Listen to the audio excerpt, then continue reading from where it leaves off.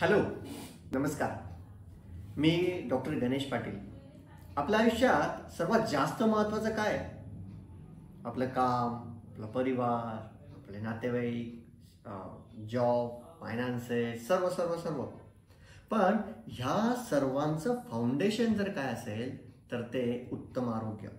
असं म्हणतात, health is the foundation of all wealth. जर आरोग्य ही संपत्ती असेल तर बाकीच्या सर्व संपत्ती असण्याला फायदा आहे. उलट जर तुमच्याकडे बाकी सर्व संपत्ती आहे आणि आरोग्य संपदा नाही आहे, आरोग्य ही लक्ष्मी आहे, आरोग्य जर नसेल तर काय होऊ शकतं? तर आपल्या जीवनाचा आनंदच कुठेतरी हिरावून जाईल. आणि आयुर्वेद म्हणतात की जे सप्तधातू आहेत आपल्या शरीराचे, रस, रक्त, मांस, मेद, अस्थि, मज्जा, शुक्र, हे सप्तधातू वयाच्या 35-40 पर्यंत चांगले राहतात. जर तुम्ही लहानपणापासून योग्य चांगलं नरिशिंग फूड घेतलं आहे, व्यायाम केला आहे, दिनचर्या, ऋतुचर्या सर्व फॉलो केलं आहे, तर इथून पुढे 40 नंतर जर योग्य आहार, योग्य व्यायाम, पंचकर्माद्वारे शरीराची शुद्धी, चांगलं फूड हे जर नसेल तर शरीरात हळूहळू हळूहळू हळूहळू दोषांची साठवणूक व्हायला लागते. आणि हळूहळू दोष इतके साठले की पुढे त्याचं रूपांतर व्याधीत, आजारात होतं.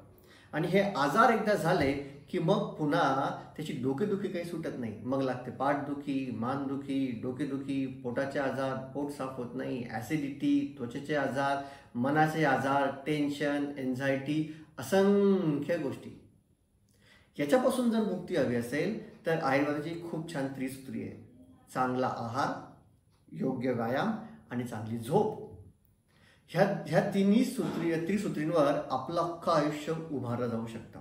आणि मग जर काहीतरी आजार झाला असेल, काहीतरी व्याधी झाला असेल, काहीतरी दोषांची उत्पत्ती जास्त प्रमाणात झाली असेल, दोषांचा क्षय किंवा प्रकोप झाला असेल, तर आहार आणि पंचकर्माने शरीराची शुद्धी करून घेणे. आणि आयुर्वेदाची बेसिक उपलब्धीच अशी आहे, स्वस्थस्य स्वास्थ्य रक्षणम, आतुरस्य व्याधी परिमोक्षा. म्हणजे स्वस्थ व्यक्तींचं स्वास्थ्य टिकून राहणं आणि मग आजारी माणसांचा आजार दूर करणं हे झाले नवीन उपलब्धी. म्हणून आपण स्वस्थ आहात म्हणून पंचकर्म करा, जेणेकरून दोषांची व्याप्ती वाढणार नाही आणि आजारात रूपांतर होणार नाही. आणि जर आजारी झाले असाल, व्याधीत असाल, तरी पंचकर्म करून घ्या, म्हणजे आजार पुन्हा वाढणार नाही आणि पुन्हा आपल्या शरीराला चांगलं आरोग्य मिळू शकेल. हे निश्चितपणे आयुर्वेदाने आणि पंचकर्माने निश्चितपणे शक्य आहे. तेव्हा चांगली झोप घ्या, योग्य आहार ठेवा आणि योग्य व्यायाम करा आणि नियमितपणे पंचकर्माने शरीराची शुद्धी करा. याच्याने एक चांगलं आरोग्य आपण लाभू शकतो आणि आपल्याला चांगलं आरोग्य मिळेल. थँक्यू.